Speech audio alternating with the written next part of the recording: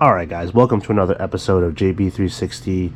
We are here with part 2 of the dual motor V3 build 72 volt edition. I'm going to keep this real quick, real simple. For this episode we're going to be mounting the controllers and pretty much taking care of all the wiring, in terms of the dual motor connection, as well as connecting the battery, and hopefully by the end of it we'll be able to tune it and take it out for a test ride. But just to give you guys an idea of what's going on right now, I removed the motors just so I have space to kind of mount the controllers. So you guys see over here I have the one of the far drivers mounted already. I have the heatsink pointed this way only because the wires are will be kind of scrunched up against the battery. So there's actually a little bit of a gap with the heatsink in the battery, so I'm not too worried about that.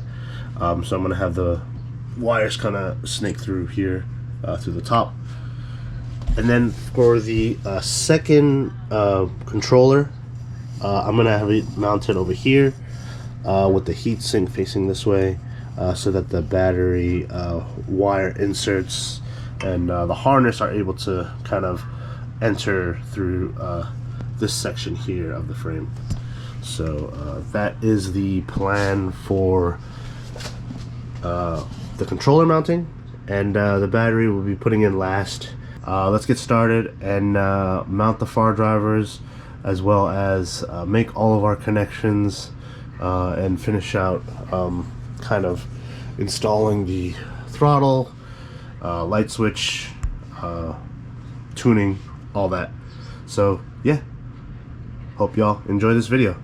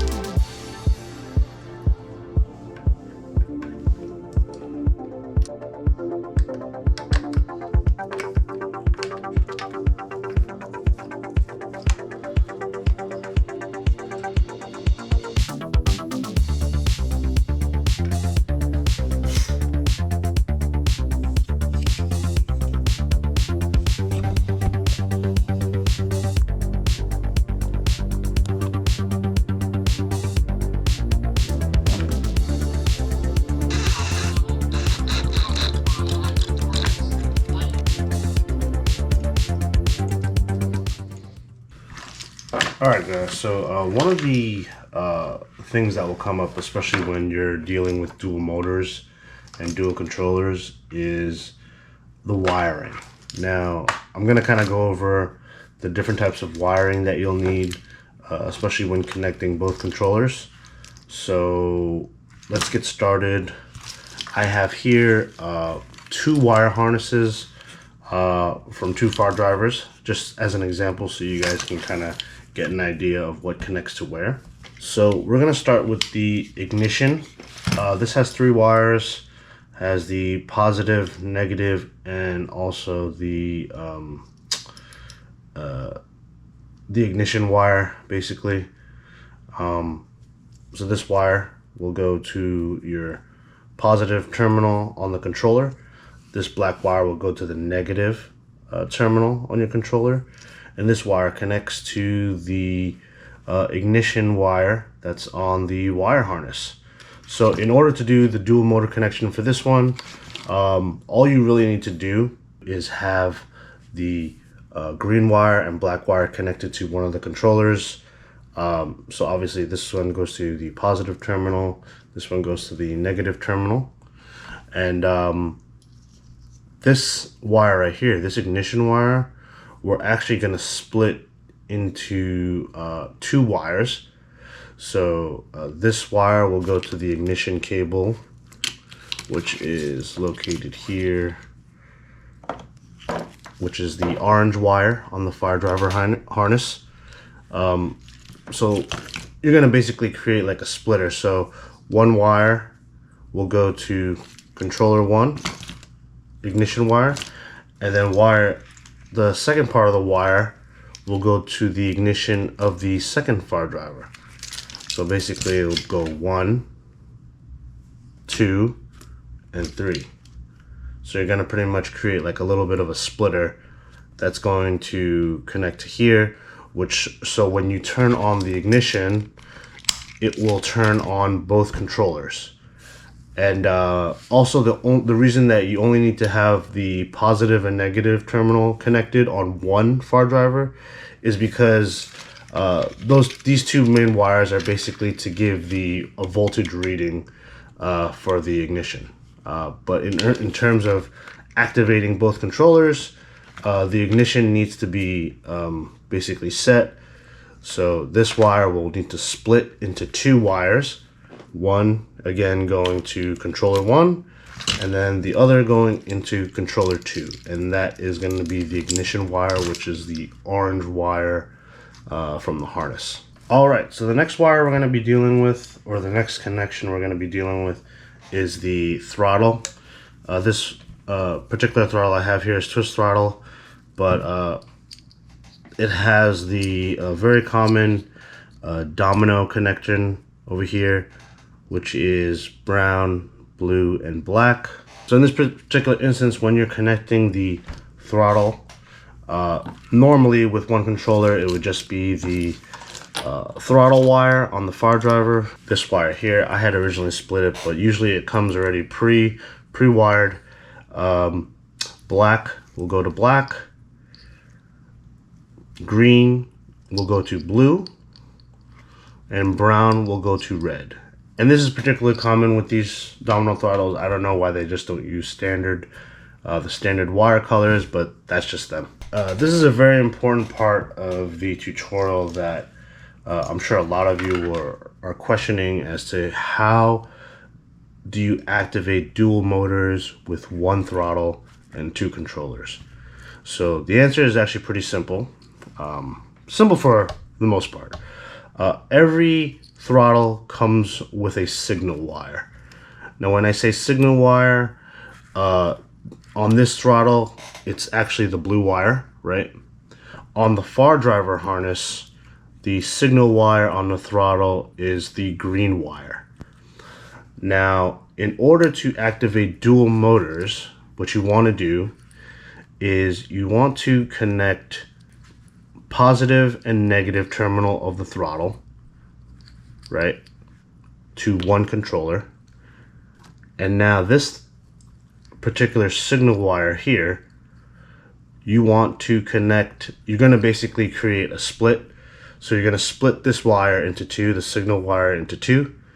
So one part of this signal wire will go to the throttle signal, right? And then another part, when you split this, have another wire going to the second controller where the throttle is over here. So basically, you want to make sure that the signal wire from controller 1 is connected to the signal wire on controller 2. And that this signal wire is also connected to the signal wire for the throttle, which in this case is the blue wire. Now, when you complete that connection, you'll be able to get dual motors. When you activate the throttle, both motors will start spinning. All right, the last wire that we're gonna be, or the last connector that we're gonna be going over is the 3-speed connector. Now this one is pre-wired, but the typical connection for the 3-speed switch if you see here, you'll notice sometimes your harness will have this wire here, which is a blue, black, actually a blue stripe, black, and yellow wire. You'll see this piece kind of connected. This is if you don't want to have a 3-speed switch. You would pretty much just plug this part in and not have a 3-speed switch. But if you want to have a 3-speed switch, you would remove this piece and you would basically connect the 3-speed switch here. And this is the usual this is what the usual 3-speed connection looks like. As you see here, green to yellow, black to black, and then red to blue stripe. Now, if you want to activate 3-speed switch on both controllers, unfortunately, this one takes a little bit of adding more wires to, because there's no signal switch for this particular connector. So you would need to basically split into these, or basically branch off of these wires. So for instance, you would have to create sort of like a wire harness that connects basically the 3-speed switch on the other controller. So you would have basically have a wire coming from here that connects to the striped wire over here. So basically you would create like a Y connector for the blue stripe that would connect to the red wire of the 3-speed switch, and you would do the same thing for the ground wire, the black wire, and as well as the yellow wire, unfortunately. So you would need to basically splice into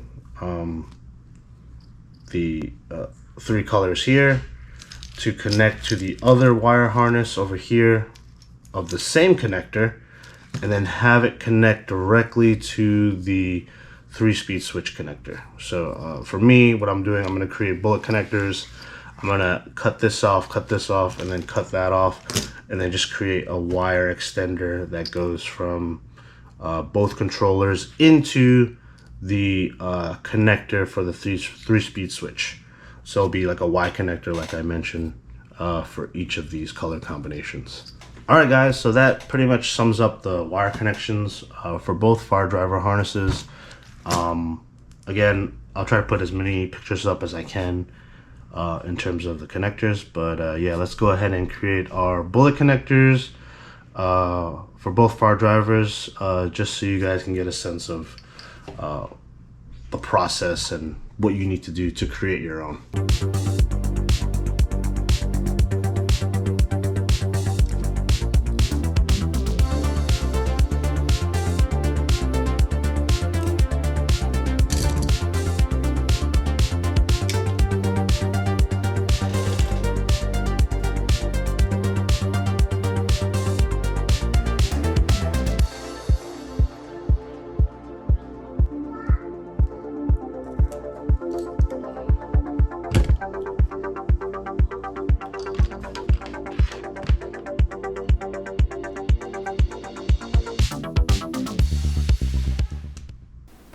Alright guys, so before you get into connecting any of these wire harnesses or linking the 2 far drivers, one thing you want to do first is you want to run the auto learn feature on each controller.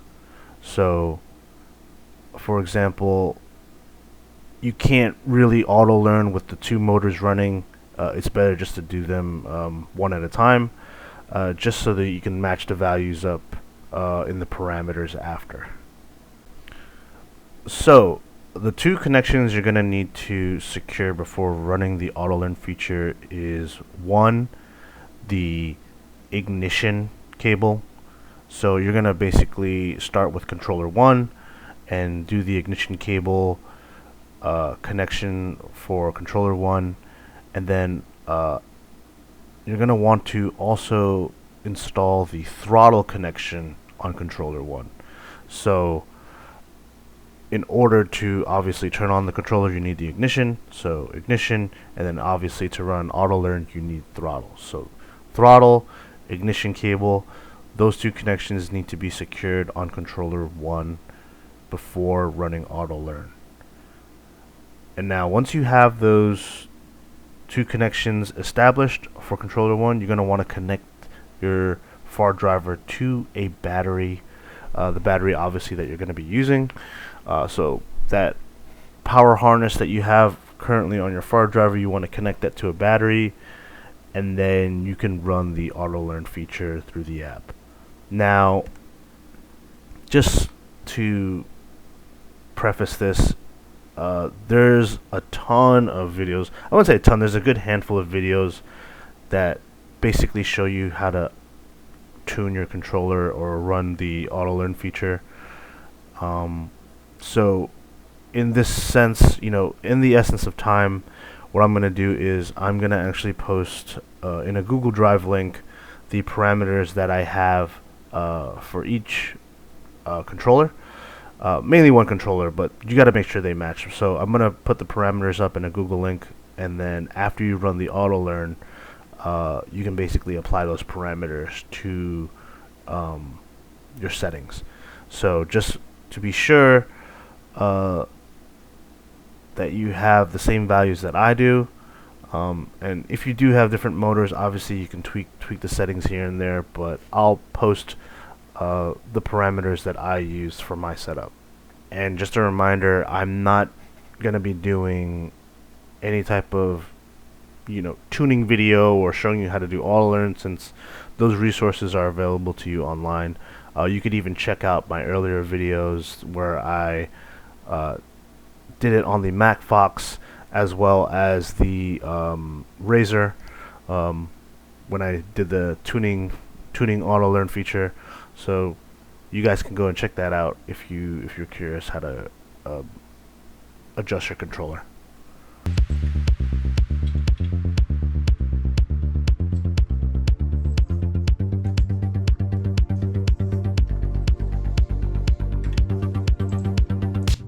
Alright, so just to recap, our 3-speed switch here separates into 3 wires, and those 3 wires are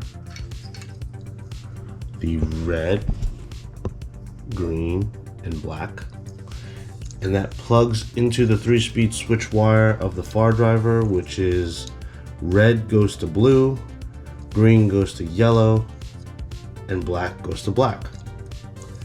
And then now that one splits off and it has the same connection over to the second controller on the 3-speed switch wire. So same thing.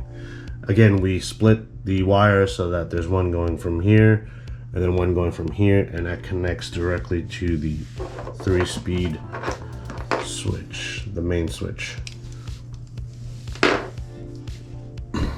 Alright, so the next connection is going to be the ignition wire, which I have currently on the handlebar. We have the red, green, and black wire. So the green wire is connected to the positive terminal of the far driver controller on controller 1. Black is connected to the negative terminal, and we have the red wire, which is connected to the ignition. Now, as you see here, we have from the ignition switch the red wire connecting to the ignition wire of controller 1. And then if you notice over here, it splits into this wire right here. So red wire to orange wire of the far driver, and that's the same thing on that one. Again, recap, we split it coming from here. It splits into controller 1. This one goes into controller 2. All right, and lastly, probably one of the most important connections is the throttle connection. So we have that here. If you notice, right over here for controller 1, we have the blue, black, and brown wire. Blue is going to connect to the green throttle wire on controller 1. Black goes to black, and then brown wire goes to red striped wire. So this is with a 3-speed switch installed on both controllers. This is mode 1.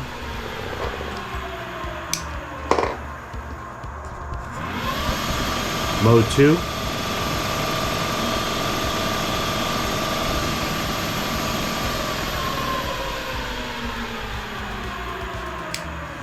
And mode 3.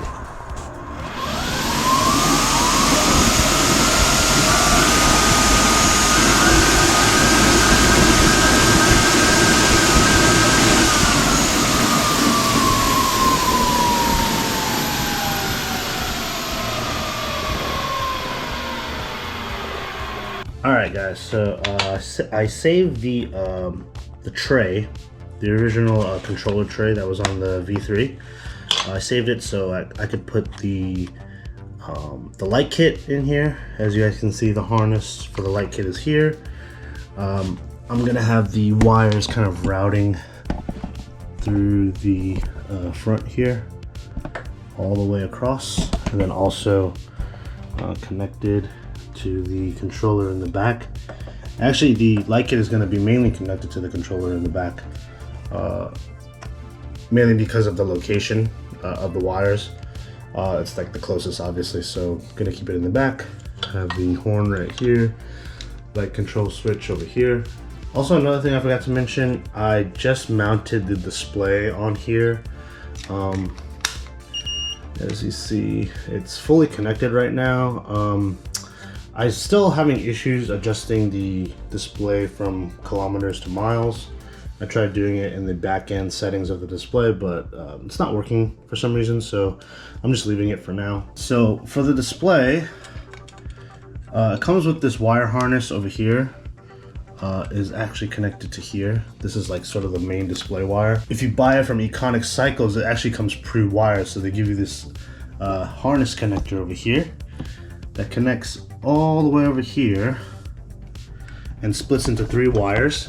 So now this wire over here is going to be the 1-line wire, and that connects directly to the brown boost wire, which I believe it is, and also the striped blue wire.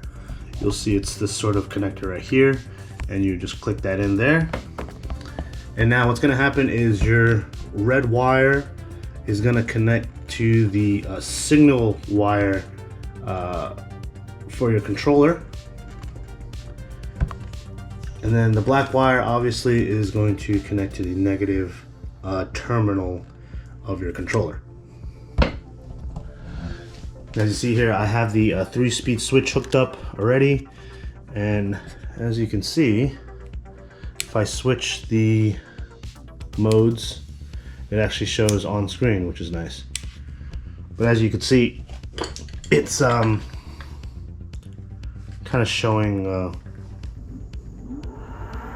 some crazy speed numbers, obviously because it's in kilometers, but also because I haven't adjusted the speed settings yet in the back end, which I will be doing to get a more accurate reading on the display. But yeah guys, that is the display in a nutshell.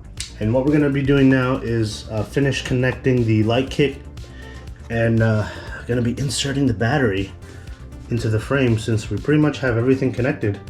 And the only thing left to really do is connect the brakes, the brake wire harness, and also the headlight, as well as the seat and taillight. And then we pretty much will finalize everything with the panels, the side panels as well.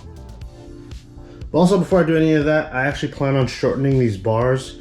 So I'm gonna cut this to about 720 millimeters right over here, just so I can get a little bit shorter bars, because I like to sort of like weave through traffic and stuff like that. So let's go ahead and cut that first, and go ahead and put all our stuff on the handlebars and connect the light kit and everything else. Alright guys, so on to the light kit, the actual installation. I love this pre-wired light kit. It actually makes building so much easier, so much faster. Pretty much comes pre-wired. You just have to connect a few wires here and there, but let's go ahead and start with one of the first wire connections, which is going to be the battery connector.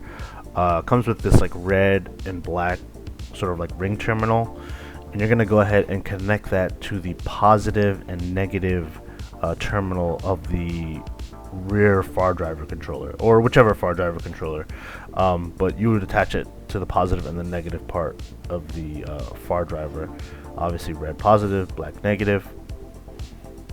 The next connection is going to be the 12 volt brake wire, and it's going to be like this sort of like single striped wire you're going to see at the end, and you're going to connect that to the high brake wire of the far driver controller, which I believe is I forget which color it is, but I'll put that on screen just so you guys know which wire you're looking for. I believe it's gray, so you're going to connect that gray wire over to the striped 12 volt brake wire coming from the light kit. And last but not least, the two other connections, one of them being the brake connectors. If you have a brake system that has like a brake sensor, like an e-brake sensor, you can connect that directly to these two wires here. That's going to be like it's going to basically be a lime green with yellow and pink connector that's coming from the light kit, and the sensor coming from your brake is actually going to connect to this. A lot of times they use like these SM plugs, these like small plugs. Other times they'll be Gillette connectors. So honestly, they're just like, it's just two wires you would connect. So when you engage the brake, you'll actually activate regen on your motor, and also at the same time activating the rear tail light whenever you brake. And lastly, the rear taillight connectors. I mean, this is more so based upon the type of taillight you decide to use. Obviously, the color combinations are not always going to be the same, but for my particular configuration for my rear light, this is my connections coming from the light kit to my tail light wires.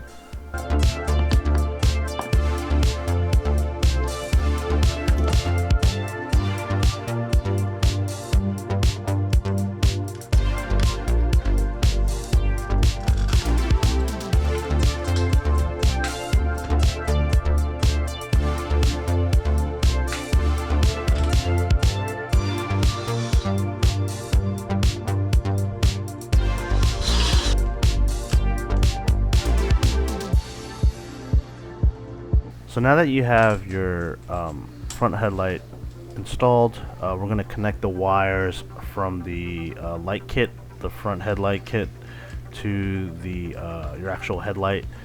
And from the kit, it's going to be like this brown, black, and blue wire, 3 wires in total.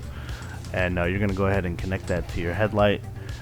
Just be aware that sometimes the wire configurations are different, so you kind of have to do a little trial and error to see which wires connect with which in terms of positive, negative, and daytime running lights and stuff like that.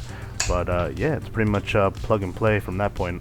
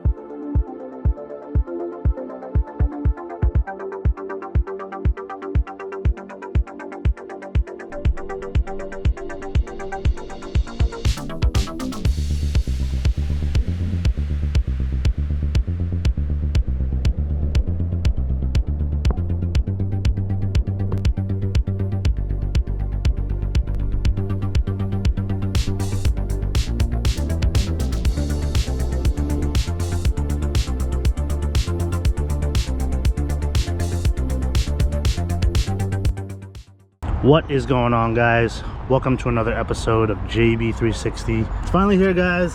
Finally finished the V3, upgraded V3. As you guys know, we actually installed the new motors on this version of the V3. The original ones I actually had burned out, but we'll get into that into more detail in a little bit. First of all, I'm really satisfied with the way this came out design wise. In terms of the powder coating, it came out really good. This sort of like neon colorway I actually wanted, because I've always been a fan of like high vis colors with like black, so I think this fit the build perfectly. As you guys can see here, I got my little JDM stickers, super slow, of course, you know, for the cops and everything like that. And then on the other side, I actually have the original Otaku sticker that I had on my V1, my modded V1. But yeah, guys, let's get into it with this build. So starting with the motors, we're running dual 5,000 watt motors. These are the JSC motors. I had actually purchased these from Econic Cycles. And I think the magnets they're running are 30H, and they're pretty good so far in terms of acceleration. Very smooth. The tires are actually, they came pre-installed, the tires, because I didn't want to deal with it, especially getting replacement motors. But the tires came pre-installed, but the manufacturer installed them the wrong way. The rotation is not the right way, so just an FYI if you guys are wondering. But yeah, we got 5,000 watts in the back, 5,000 watts in the front. In terms of controller, we are running the Far Driver 72450 over here, and also the 72450 in the front. I was pushing both of these controllers pretty high in terms of line amps, at about, well, at the maximum 200 that they're rated for, and these things barely got warm. Like, the temperature was pretty solid, pretty, you know, cool in that sense. In terms of battery, I'm using the Kodo battery that I originally had on that build, the 72 volt build, but as you guys know, that I'm not using that frame anymore, so the battery actually fit in the frame perfectly, like the edges and everything like that. I just added some padding along the point where the battery is making contact with the frame. So I just added some like styrofoam just to kind of like, you know, brace it for like any type of impact or anything like that. But yeah, the battery, as you guys know, it's a 72 volt 50 amp hour battery. The BMS is about rated for 420 amps continuous with about a 530 amp max output. Also, some other things to point out, I'm using the original V2 seat, or the V3 seat. Super comfortable, love it so far. And then if you guys notice here, I actually ended up using some shorter pegs, because when you lean with the V3, it gets kind of low. So I decided to go with shorter pegs so that I'm not making any type of contact with the ground, especially when I'm like leaning into turns and stuff like that. But as you guys can see, originally I was worried about the clearance, and there's actually a good amount of clearance at the bottom. I don't know how many inches from the kickstand, which I don't have a kickstand yet. I'm actually gonna be sort of fabricating one, but it's actually not that bad in terms of clearance. And this is with the swing arm extensions. Speaking of the swing arm extensions, I think they're great. They feel great too. Sort of that back motor kind of just sits there. It feels like very planted, which is nice. It doesn't feel like, you know, I don't feel any like crazy vibrations from the back of the frame or anything like that. And weird enough to say, it actually feels like a longer bike. Like when you sit on it, you feel like, you know, your bike actually stretches out a bit further along than it really is. But yeah, these extensions are specific to the Roadrunner bolt pattern here. If you guys can see over here, I actually double plated the whatchamacallit, where the contact point is for the extension, so it's just a bit more secure. So I have it double plated. I actually had some spare spacers that I had lying around, so I just kind of used that just to double reinforce the back. But it feels solid. It doesn't feel like I'm gonna it's gonna cave in or anything like that. But very great choice in terms of upgrading the swing arm. And other upgrades, as you guys know, we replaced the rear shocks with these RFY shocks. They're pretty good. The rebound is actually really nice, especially when you're sitting on it. You know, when you're hitting over bumps and stuff like that, you barely even feel like some of the slightly deep potholes. And then in terms of stopping power, we have the 4-piston Ryzen motor brakes coupled with the 220mm rotors, so that braking strength is actually pretty strong. So we have the same setup in the front as well. As we make our way towards the dash of the bike, I got some Pro Taper grips with Pro Taper throttle, key ignition over here, and then I have that hooked up obviously to the display. Just an FYI, this display is currently still in the process of being calibrated. I was able to get the 3-speed switch indicator to work on here, but I have to calibrate the speed because it's showing kilometers per hour, but whenever I change it on the display to miles per hour, it keeps reverting back to kilometers. So I have to update the firmware for this display, and we should all be good. But yeah, guys, this Chao-G display I actually really like. It's very nice, and small, compact, low profile. Really fits the bike. We got our 3-speed switch here, as I mentioned. As you see, I can switch between 1, 2, and 3 here. Have our light kit control over here. That powers on the triple bar headlight. I gotten this also from Econic Cycles. Also have signal indicators, horn. This caution is supposed to activate high beam, but the triple bar headlight does not have high beam. And also, just one more thing to point out in terms of wire management, I was actually, oh, sorry, this thing almost fell over. Well, as you can see here, I kind of have the wires kind of in this pocket, right over here where the frame is. So I kind of put everything aside with some zip ties. So everything's pretty organized over here. And I got some wire covers over here just to kind of help with some of the wire management. But yeah, other than that, I mean, this thing is awesome, man. I think it came out great. I do love the low profile of the V3. Definitely reminds me of the first dual motor Roadrunner build that I did, except this one with the extended swing arm makes it look a lot more aggressive. So yeah, and then before we take our little test ride, I just want to let you guys know, originally I had the Lunye 60H motors. Those were rated for about 5,000 watts each. Those were on my original Roadrunner build, but after doing some tests, operating at about 450 phase amps, it actually burned out one of the motors. The other one is still intact, still good, but the rear motor was actually pretty bad. Checked the stator out, all the windings were burnt, so decided to just get some replacement motors. So again, a big shout out to Econic Cycles for shipping me the JSC motors. Also, another thing I forgot to mention, one difficult thing that I found with the original motors that I had on, I had 3-inch wide tires over here, but if you guys notice with the brake calipers, it actually makes some pretty good clearance over here. So these tires are currently 2.75 inches wide. They're about 14-inch tires, and the clearance on it is actually really good, you know, in terms of caliper fitment, because I was having that issue with the original ones, but with these new JSC ones, everything fits pretty well. All right, guys, enough talking. Let's go and do our little top speed runs on the V3, and ride it out for a little bit, give you guys my first impressions, and let you know what I think.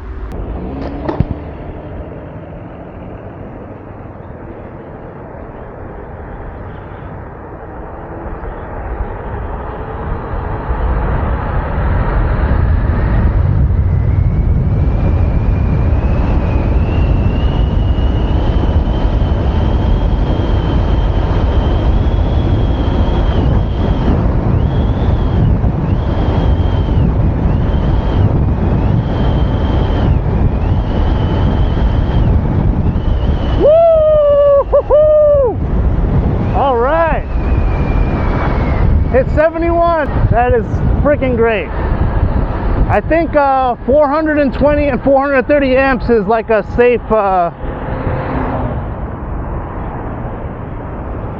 range. Wow. Oh my goodness. That was really good.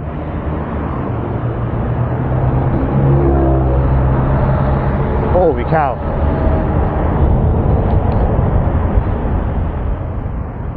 Like 71? No. Yeah. I hit 71 on the GPS. Yeah, it doesn't have a kickstand, but No? but yeah, this is Is it electric? electric, man. Yeah. Get the fuck out of here. Look, if I super slow. You can sit on it. Yeah, let me sit on this thing. Yeah. You look at. Can I ride it this way? Yeah, that's. I gotta ride it that way, but can I? My So. car's right there. Yeah. I would do mode 1. Try mode 1. Yeah. So Give me the whack mode. All right. So you got the ignition is on. This is rear brake. That's front brake. And your throttle. There's no clutch. I'm gonna go right here. This... Yeah. I got you. Just careful on the speed bumps. It doesn't go over well. Speed bumps.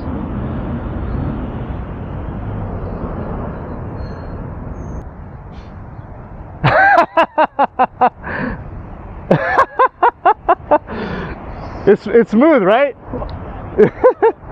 Yeah. Crazy, dog. Yeah, man. Yo, And that is insane, bro. And that's just on mode 1, so. Yo, that is crazy, bro.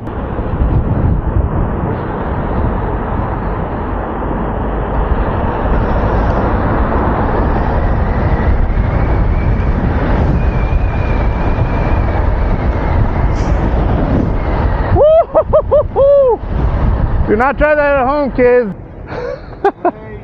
You see me just pass him?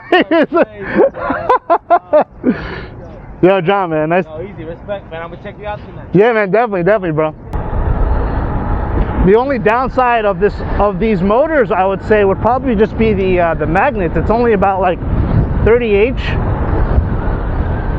and you know, some of the fatter motors like the Yunlei and stuff, those are a little bit thicker with like the 60H magnets. But just look at the accelerator.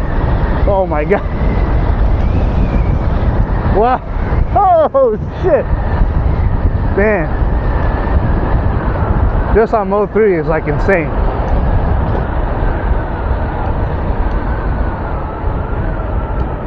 And I'm not even pushing the throttle really. That's just off the line. One thing I will say, it's probably about as fast as the old Roadrunner that I had, but in terms of comfort and stability, this feels a lot better, especially with the rear suspension. The rear suspension is killer, man. But I think, you know, this bike in particular, it can't handle like long stretches of like 14 plus like kilowatts, you know.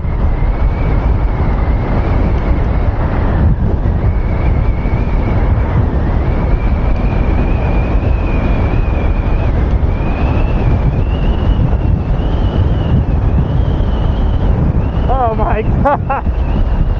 Look at that, almost 60 just like that, man. Holy cow. Jeez. Absolutely incredible. What are you doing, world?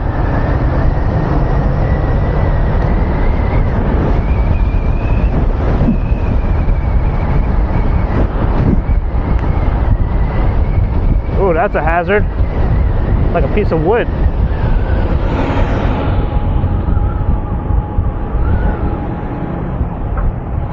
Also, if you guys didn't know, I mentioned before, I shaved down the handlebars from I believe it was like 740. Shaved it down to about 720. It's just easier for getting around cars and lane splitting and stuff like that. So that's just me.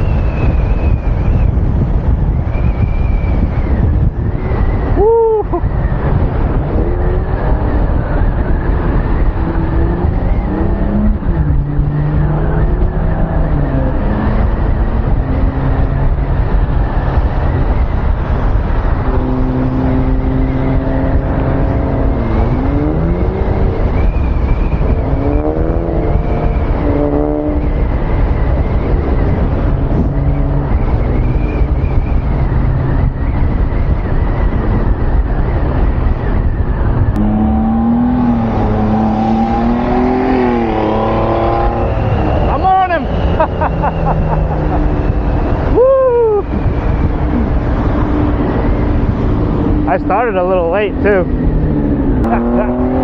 Woo!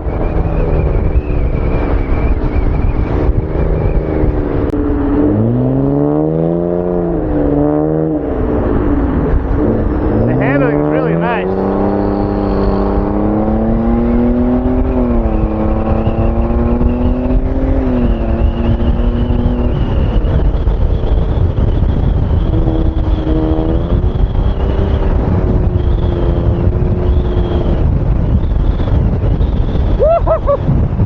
Almost 70 again, holy jeez.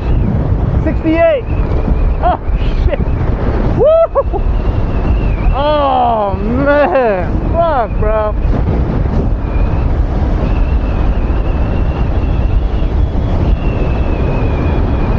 Fucking A, man. Holy shit.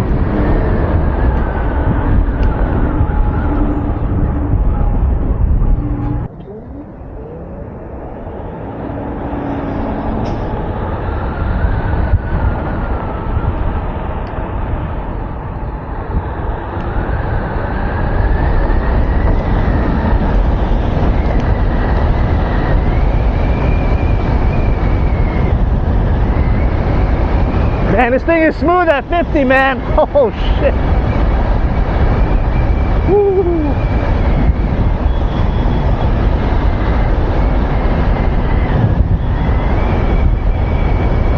Gosh damn.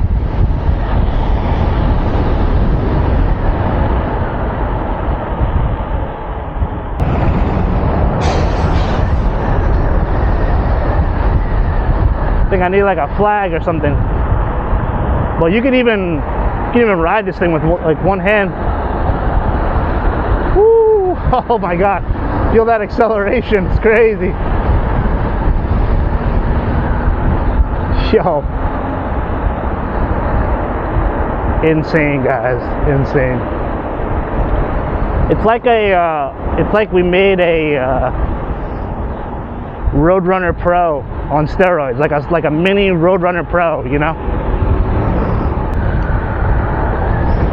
Right now I have the throttle setting on line, which is like level 2 for throttle response. But I might change it to sport, just to get that added boost off the line.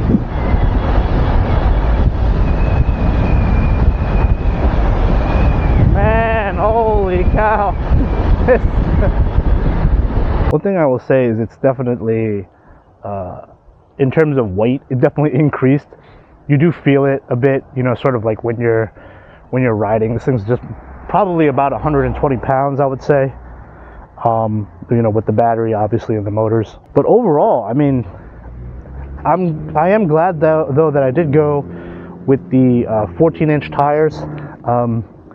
Mainly because of clearance purposes. You know, I think if you were to do like 12.5 with my original Burrow-Max tires, you would probably see a bit of sort of frame rubbing, you know, going over certain potholes and stuff like that. So I think this is just, you know, just enough clearance, you know, for the V3. Overall, yeah, guys, I mean, if you're looking to, you know, just build out your V3, just make it just like a little like 70-mile-an-hour beast, like this is, you know, this is the way to go, man.